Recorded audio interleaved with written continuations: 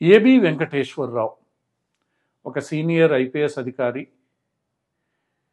Additional DG స్థాయికి కష్టపడి చేరుకున్న వ్యక్తి.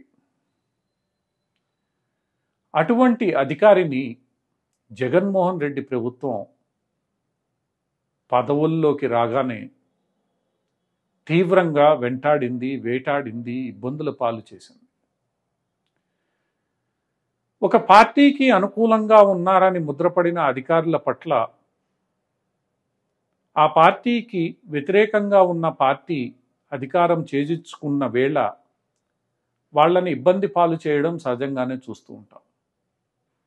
సాధారణంగా వీళ్ళని అప్రధాన్య పోస్టులకు బదిలీ చేయడం, సరైన పోస్టింగులు ఇవ్వకుండా చూడడం, వెయిటింగుల్లో ఉంచడం, ఇలాంటి చర్యలతో తదుపరి ప్రభుత్వాలు ఆ అధికారుల మీద తమకున్న అసంతృప్తిని వెళ్ళగక్కుతూ ఉంటాయి.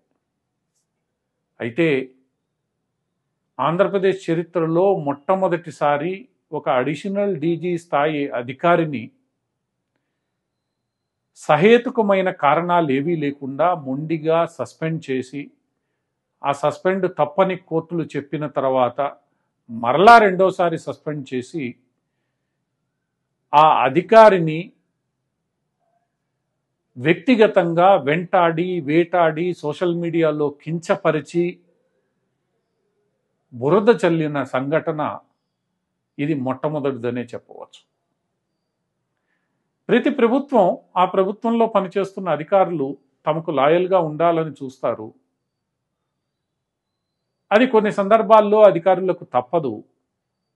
రాజకీయ పార్టీలకు ఈ విషయం తెలిసినా కూడా మొట్టమొదటిసారి ఒక అధికారిని ఎంతో వ్యక్తిగత కక్షతో జగన్ ప్రభుత్వం వేధించింది.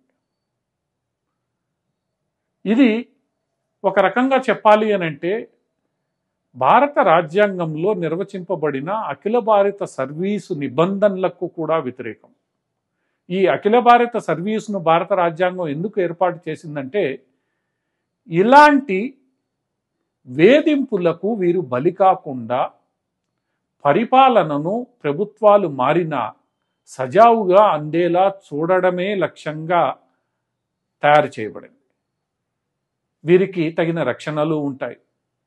వీరి మీద ఏ చర్య తీసుకోవాలన్నా కేంద్ర ప్రభుత్వానికి చెప్పాల్సిందే.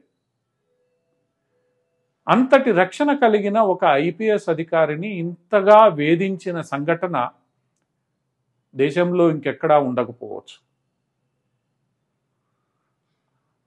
ఇంత జరుగుతున్నా ఎంతో ఐకమత్యంతో ఉంటుందనుకునే ఐపీఎస్ అధికారుల సంఘం, సివిల్ సర్వీసెస్ అధికారుల సంఘం ఈ మొత్తం వ్యవహారంపై ఏమాత్రం స్పందించకపోవడం కూడా పరిస్థితికి అద్దం పడుతోంది. అంటే అధికారులు ఒక ప్రభుత్వం ఇష్టానుసారం వ్యవహరిస్తుంటే ఈ సమస్య ఆ ప్రభుత్వానికి అధికారికి మధ్య వ్యక్తిగతమైనది కాదని తెలిసినా అది వ్యక్తిగతమనే నేపథ్యంలో ఊరుకుండకపోవడం విమర్శలకు కూడా తావిచ్చింది. ఐపీఎస్ అధికారుల సంఘం ఒక ఐపీఎస్ అధికారిపై చిన్న మాట అన్న ఒక పెద్ద ప్రెస్ నోటు ఇష్యూ చేసే సంఘటనలు ఎన్నో చూసాం. అటువంటి నేపథ్యంలో ఒక సీనియర్ అడిషనల్ డీజీపీ ర్యాంక్ అధికారిపై ఇంతగా వేధింపులు జరుగుతూ ఉంటే ఆ సంఘం ఏమాత్రం స్పందించకపోవడం ఆలోచించదగ్గ విషయం.